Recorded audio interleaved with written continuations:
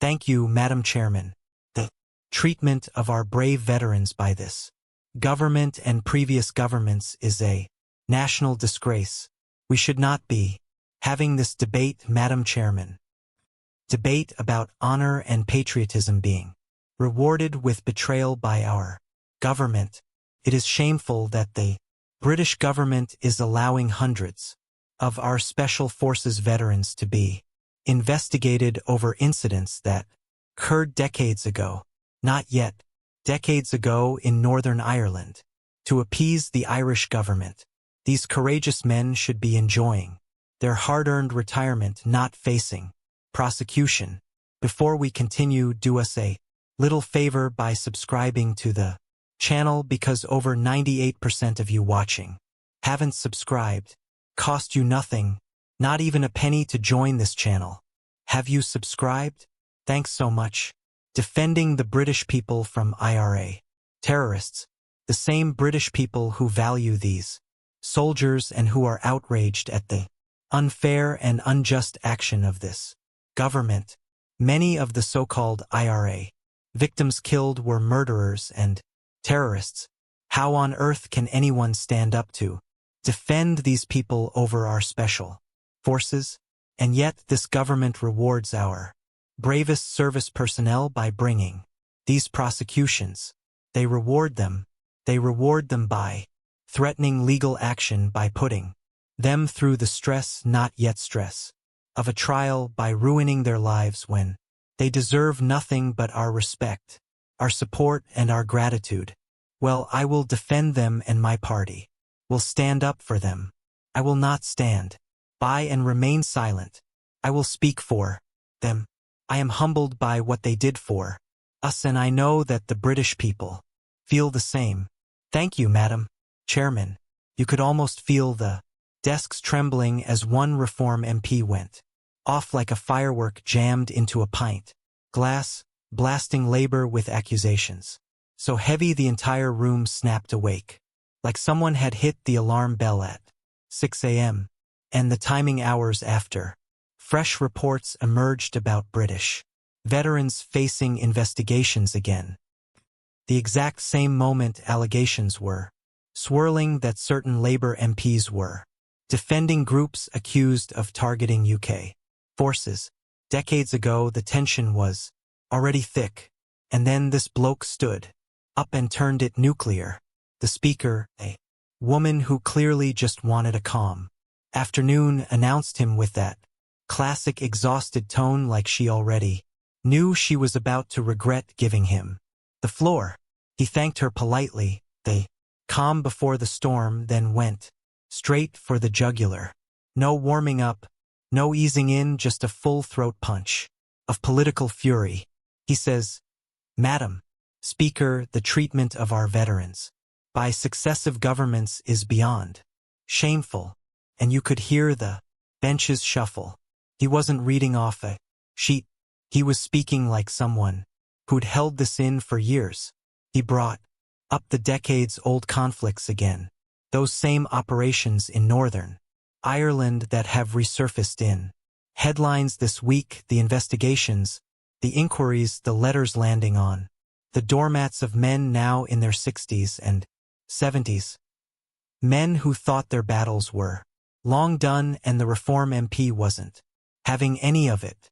He said it was a national disgrace. His words, that men who served, who risked everything, who defended British civilians during some of the bloodiest nights this country has ever known, were now being treated like criminals, while, in his view, politicians were bending over for groups who once targeted British soldiers.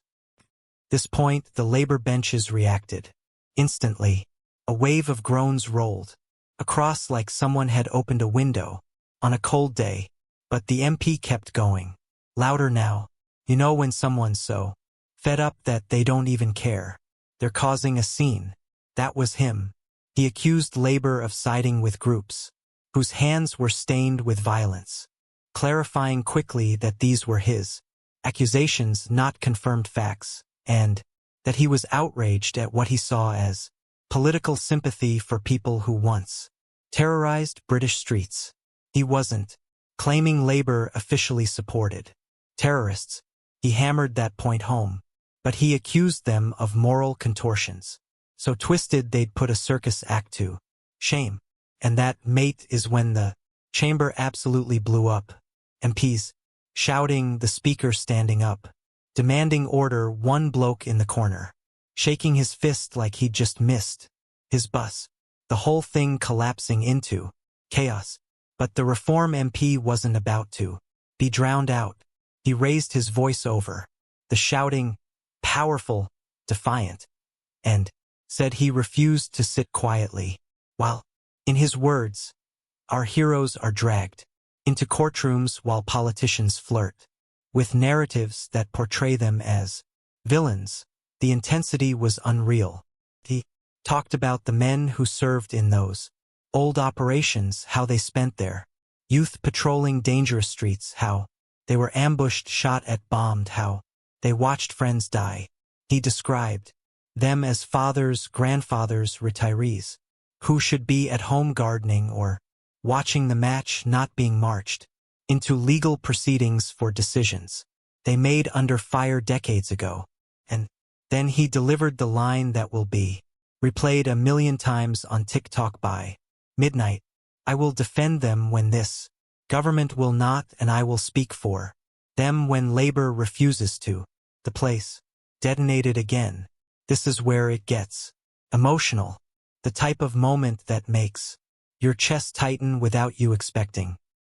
He told stories of veterans who now live quietly in little towns, who haven't spoken about the things they saw since the 70s, by who still wake up at night, shaking from memories they tried to bury. He said these men didn't serve for applause, medals, or money. They served because Britain needed them. And now, he argued, they feel abandoned, betrayed, forgotten. He even mentioned meeting a former soldier last month, a 72-year-old, who spent his mornings feeding pigeons and his afternoons waiting anxiously for letters from solicitors.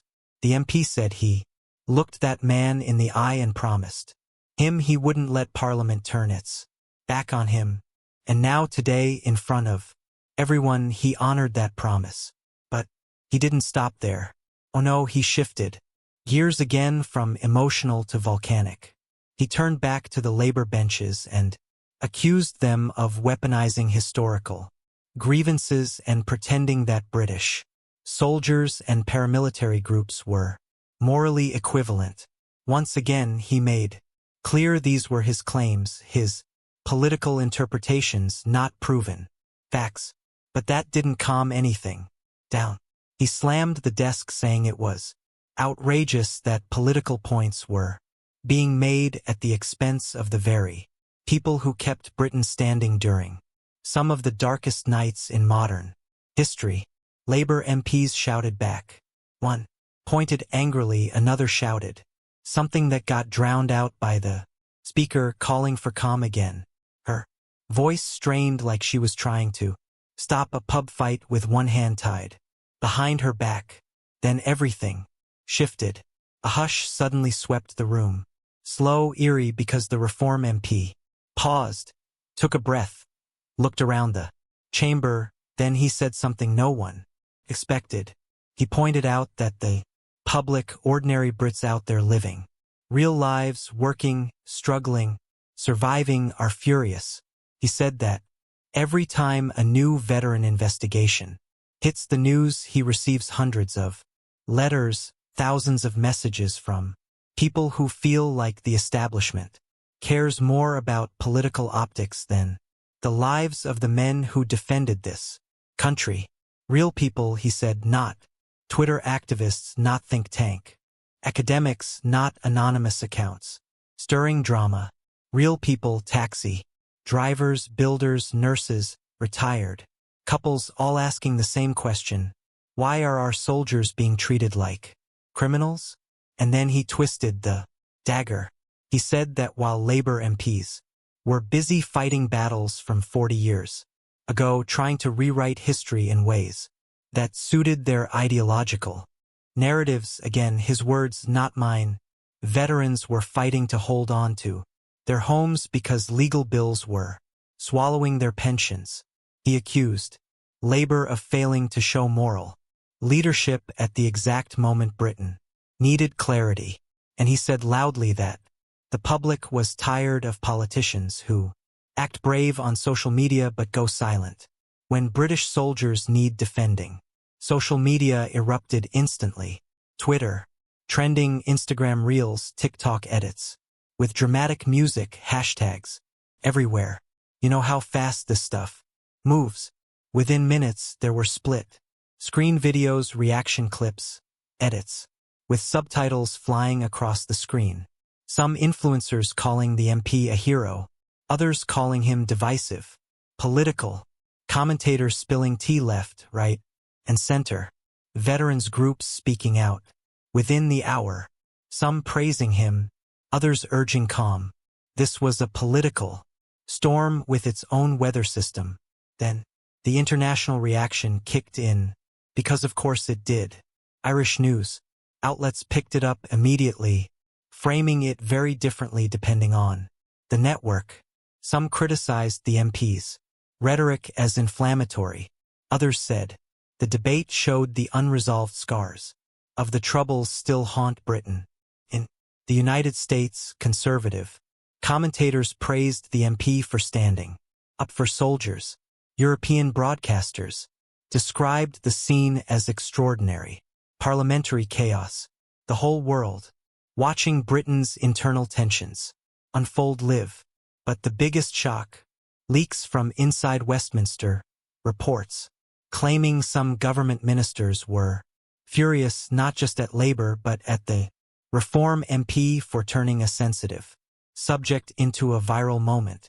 Meanwhile, certain Tory backbenchers quietly told journalists that the MP was saying what many of them believed privately but were too scared to say publicly. Labour issued a statement calling his remarks dangerous, misleading, and deeply disrespectful. Reform UK naturally shared the clip within minutes, plastered with captions like, "We stand with Britain's veterans." By late evening, every major outlet was running stories about the clash. Editorials, analysts, historians, veteran advocates, security experts, everyone weighing in. Some arguing the MP had raised legitimate concerns, others angry that he invoked the word terrorists in the same breath as parliamentary opponents, even while framing it as political accusation. Was messy, emotional, explosive, exactly the kind of moment that leaves Parliament shaken to its core. And that brings us to now. You, sitting here watching this probably, thinking, what on earth is happening to British politics? Why is every debate turning into a cage match? Why are decades-old issues suddenly erupting? Again, like dormant volcanoes waking up all at once?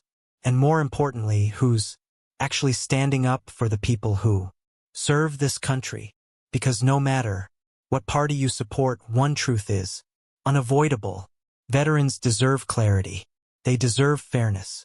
They deserve justice that isn't tainted by politics or retrospective witch hunts. They deserve a government, any government, that won't turn its back when the pressure rises. And they deserve a parliament that can debate sensitive issues without descending into a brawl. So here's the million-pound question, and I want you to really think about this. Was the Reform MP right to call this out so explosively? Did Labour deserve that level of accusation?